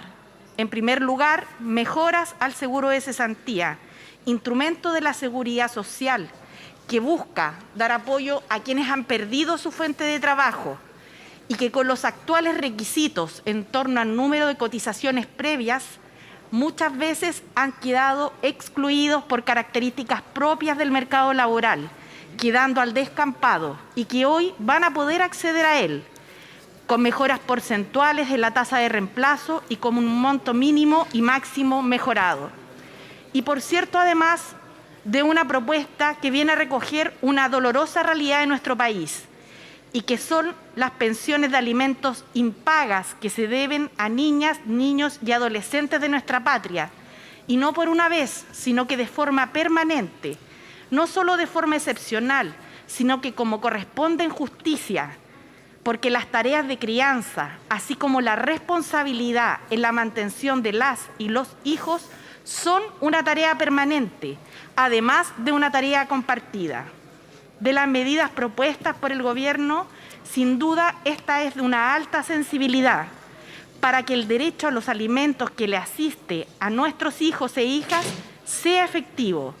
Y esta medida además es consistente con la legislación que se encuentra vigente y que este Congreso Nacional aprobó en el año 2008 a través de la reforma previsional que impulsara la presidenta Michelle Bachelet, consistente en la compensación económica previsional en caso de divorcio. Medida con perspectiva de género que rige desde el año indicado, es decir, desde el año 2008, y que se complementa ahora con el derecho que le asiste a las niñas, niños y adolescentes de nuestro país, considerando además que son las mujeres quienes sobre sus hombros han tenido que asumir en solitario esta responsabilidad. Como gobierno, considerando el proceso de escucha y de diálogo llevado adelante, proponemos este retiro alternativo, responsable, que apoya a las familias, que mejore el seguro de cesantía, que dé un camino permanente para todos aquellos que han ignorado sus deberes como padres. Esta propuesta se presenta en conjunto con la presentación que hemos hecho al país de las medidas de recuperación económica inclusiva, Chile Apoya, que son necesariamente y van precisamente en el mismo sentido de apoyar a quienes han ido quedando rezagados y rezagadas, principalmente mujeres, jóvenes, personas mayores de 55 años y personas en situación de discapacidad, con medidas concretas, extendiendo el IFE laboral reforzado precisamente para las personas mencionadas, acelerando la inversión para generar más empleo, extendiendo programas como el del subsidio Protege hasta los 4 años de edad de los hijos e hijas, para apoyar en las tareas de cuidado, así como también ampliando la cobertura del programa 4 a 7, a través del cual muchas mujeres económicamente activas pueden compartir las tareas de cuidado en escuelas municipales públicas. Lo mismo en materia de congelamiento de los pasajes del transporte regulado, de la parafina y de la benzina. El compromiso del programa de gobierno, y no nos cabe duda, también el compromiso de muchas y muchos parlamentarios aquí presentes, es generar en nuestro país un sistema de seguridad social como un derecho humano que mejore pensiones actuales y futuras, que reconozca el aporte de las personas en nuestro país, la vida de entrega para contribuir no solo al crecimiento propio, sino que al de la sociedad. Y para eso estamos impulsando un diálogo tripartito en un periodo efectivo de tiempo entre trabajadores, empleadores, gobierno, junto a las organizaciones sociales y a las y los parlamentarios de nuestro país, para que de una forma descentralizada avancemos en un acuerdo conforme a cómo se formulan las políticas públicas laborales y previsionales en el mundo moderno del trabajo, en un esfuerzo que hacemos en un tiempo acotado, porque sabemos la urgencia de resolver el tema de las pensiones, como también sabemos que debe estar al centro la seguridad social y que este proyecto goce de legitimidad social, de sostenibilidad financiera y que cumpla en definitiva con la promesa de mejorar las pensiones. He dicho, señor presidente. Muchas gracias.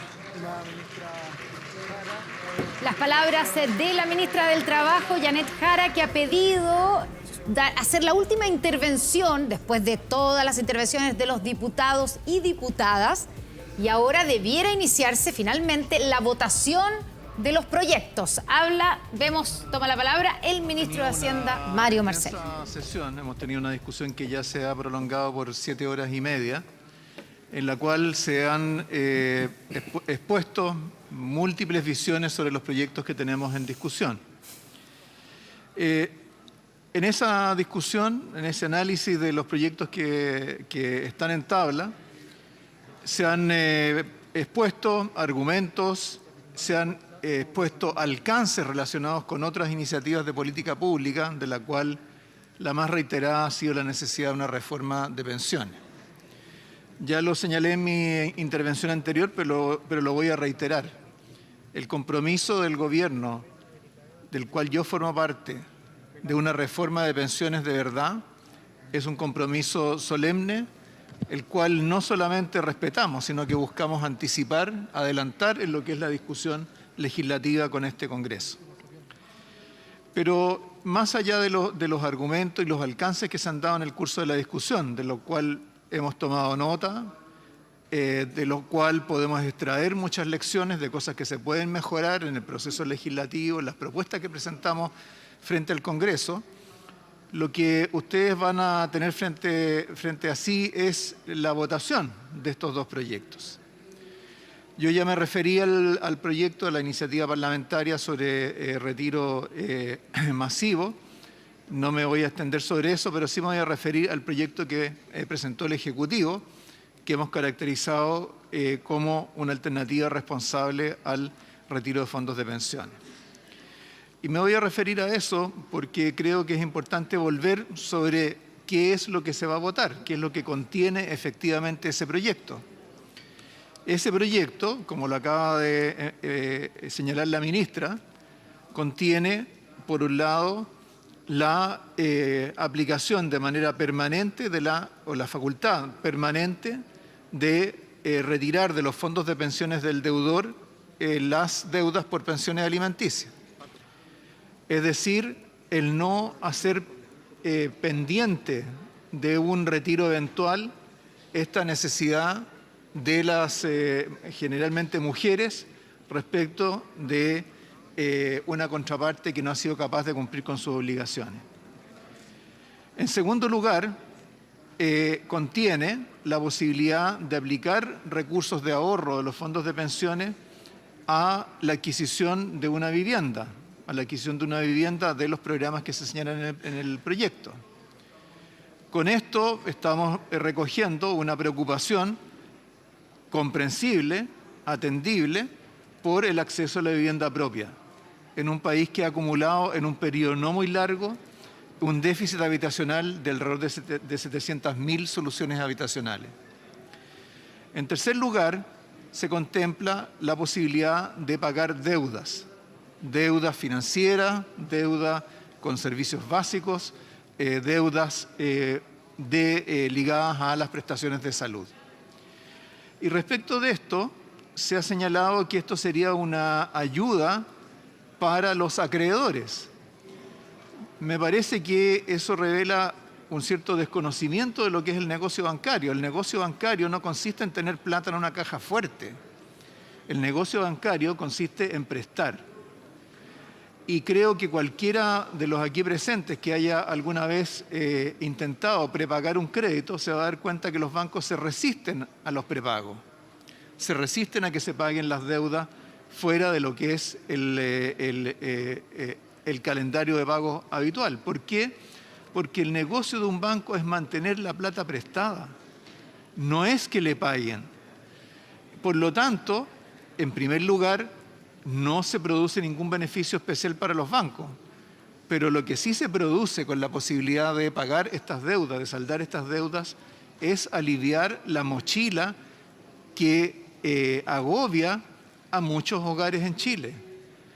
Creo que es una materia que está incluso científicamente estudiada, que las deudas son uno de los factores que más deteriora la convivencia familiar, que más estresa a las familias, que más estresa a las personas. Y por lo tanto, tener un mecanismo que permita usar ahorros para pagar deudas con una ganancia patrimonial para el deudor, difícilmente puede ser considerado una ayuda a los bancos. Es permitirle a la familia resolver un problema que quizás lo ha acompañado durante años. Y por último, este proyecto, y lo que ustedes van a votar, es la mejora del acceso al seguro de cesantía, de tal manera que se reduzcan los requisitos para acceder a los fondos del seguro de cesantía en caso de pérdida de empleo, de tal manera que muchos más trabajadores van a poder acceder a esto. Es importante mencionar que tanto el tema de las deudas como el tema del seguro de cesantía están vinculados a las otras iniciativas que ha estado proponiendo el gobierno. El gobierno ha propuesto mecanismos mucho más automáticos. Por favor, diputados, silencio y orden en la sala para que el señor ministro pueda concluir su presentación. Gracias, ministro, presidente. por favor, continúe. La mejora en el acceso al seguro de cesantía es precisamente que exista una institucionalidad y beneficios definidos de manera tal que las personas puedan acceder con mayor facilidad a ellos que lo que ha sido hasta ahora. El tema del endeudamiento está incluido, forma parte de nuestro plan de recuperación inclusiva, forma parte de su pilar ligado a los ingresos y el costo de la vida. Por lo tanto, no es algo sacado de un sombrero, es parte de una agenda en la cual consideramos que esa carga de endeudamiento es un costo tremendo para las familias, representa un costo social al cual tenemos que hacer frente, tenemos que buscar los mecanismos para facilitar que las personas reduzcan su endeudamiento. Y entonces, presidente, esto es el contenido del proyecto que se va a votar. Puede haber muchas razones para votar a favor o en contra, pero en definitiva lo que va a quedar va a ser el resultado de esta votación. Y si en esta votación, que es una votación en general y en particular, la idea de legislar sobre materias como el acceso permanente a los fondos de pensiones para saldar deudas por pensiones alimenticias no es aprobado, si la posibilidad de flexibilizar el seguro de cesantía no es aprobado, yo diría que la señal que va a estar dando esta Cámara al país es una señal muy compleja. Es una señal muy compleja porque va a estar justamente votando por la idea de legislar sobre estas materias. Entonces, presidente, yo creo que habiendo escuchado muchos de los argumentos que se han dado, habiendo tomado nota de muchos de ellos, es importante que ahora, cuando ya llegue el momento de la votación, ¿cierto?, podamos focalizarnos en aquello que está frente a nuestros ojos para resolver soberanamente en esta institución fundamental de la democracia en Chile. Muchas gracias, presidente. El ministro de Hacienda, Mario Marcel, defendiendo entonces los puntos centrales del proyecto del gobierno, que es uno de los dos que se va a someter a la votación en la Cámara de Diputados a partir de los próximos instantes. 10 de la noche con 49 minutos, se habla el presidente de la Cámara de Diputados y debiéramos empezar ya a ver el proceso de votación. Kevin Felgueras está en contacto permanente. Kevin.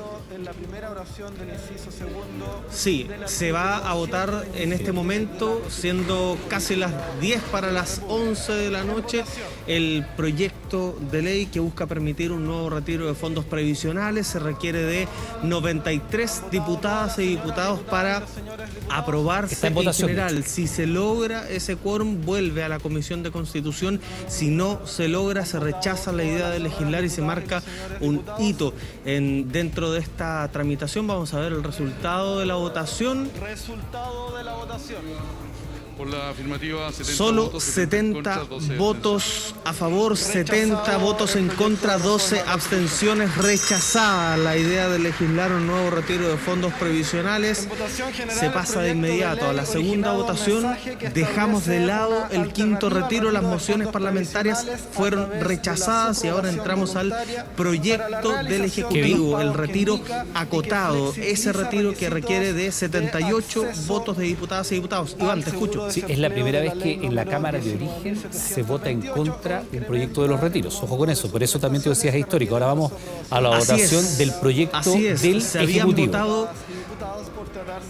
Está en votación, Kevin, veamos. Sí, se habían votado 4 ideas de legislar y las 4 se habían aprobado por más de 93 votos. Esta es la primera vez que se rechaza una idea de legislar y por lo tanto eventualmente no se podría volver a discutir este tema en un año más. Tema para más adelante. Se está votando ahora el proyecto de retiro acotado. Requiere de 78 votos favorables. Vamos a ver qué es lo que pasa. Vemos a algunos parlamentarios de la Democracia Cristiana haciéndose algunos gestos. Veremos si el gobierno logra estos votos o no. El resultado de la votación. 68 votos también se rechaza. A favor, 83 en contra y una abstención. No se logran ni siquiera cerca los 78 votos y por lo tanto se rechaza y ustedes pueden ver, hay aplausos de parte de la centro derecha, ni cerca el resultado de la segunda votación, y se ha rechazado entonces el proyecto de los parlamentarios y se ha rechazado el retiro acotado del gobierno con una derrota, evidentemente una derrota, muchos dicen acá, derrota política, y se están levantando carteles, vamos a ver en las imágenes de Patricio Guerrero, de parlamentarios que gritan a esta hora de la noche acá en la sala de la Cámara de Diputadas y Diputados, no más AFP. Con eso cerramos esta jornada, habiéndose rechazado ambos proyectos de ley, el de los parlamentarios y el del gobierno, Iván. Sí, vamos a escuchar un poco el ambiente de lo que está ocurriendo a esta hora en la Cámara de Diputados. Hay alta expectación de parte de la ciudadanía. Se han rechazado los dos proyectos. Este quinto, que eran 4 proyectos fusionados de retiro del 10%, y el retiro acotado del Ejecutivo, se rechazan sin estar ni siquiera cerca. No es que haya faltado un par de votos, estuvieron lejos ambos. Exactamente. 10 votos le faltaron al proyecto del gobierno, y Kevin, ahí tú decías, esto evidentemente es un fracaso del gobierno, los vemos ahí retirarse, ¿cierto? A los ministros Giorgio Jackson, también al ministro de Mario Marcel, porque claro, ¿por qué digo yo lo del fracaso? Lo decías tú también, porque el gobierno se la jugó por este proyecto acotado, incluso accediendo a una petición de la UDI y de otros sectores de Chile Vamos, de que se presentara una reforma constitucional que fue presentada esta mañana para lograr tener esos votos. Ahora, sabemos, y aquí ya va a haber que sacar todas las reacciones. Muy importante destacar que la propuesta...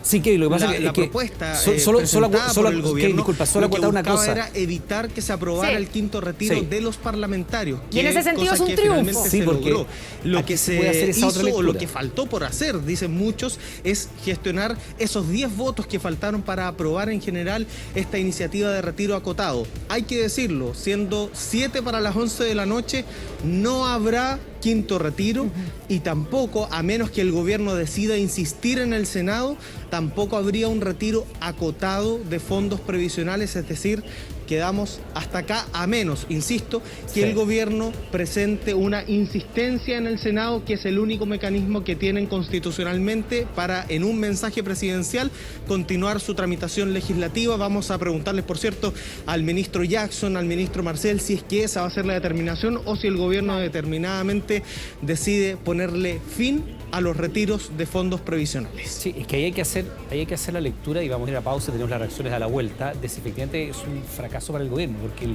o un alivio para Mario Marcel. Por eso, porque el proyecto alternativo del gobierno surge, aunque se diga lo contrario, para frenar el quinto retiro. Y se saca este proyecto de último momento y se negocia después la inexigibilidad de los fondos de pensión. Vamos a ver las reacciones de vuelta de la pausa. Espérenos, estamos de regreso de inmediato. 24 horas central, básicamente para despedirnos después de que se ha generado claramente la noticia del día. Se han rechazado en la Cámara de Diputados y Diputadas los dos proyectos de retiro, tanto el retiro universal como el proyecto del gobierno, que era un quinto retiro acotado. Obviamente vamos a ver las reacciones. ¿Qué es lo que hace el gobierno ahora? ¿Insistirá con su proyecto en el Senado? Son algunas de las preguntas. Se están produciendo las reacciones en este momento en nuestro canal 24 horas. Usted las va a ver todas las reacciones, por supuesto, de la votación en la Cámara de Diputados. Y ahora por TVN un nuevo capítulo de Todo por mi familia. Que tenga buenas noches. Buenas noches, hasta mañana.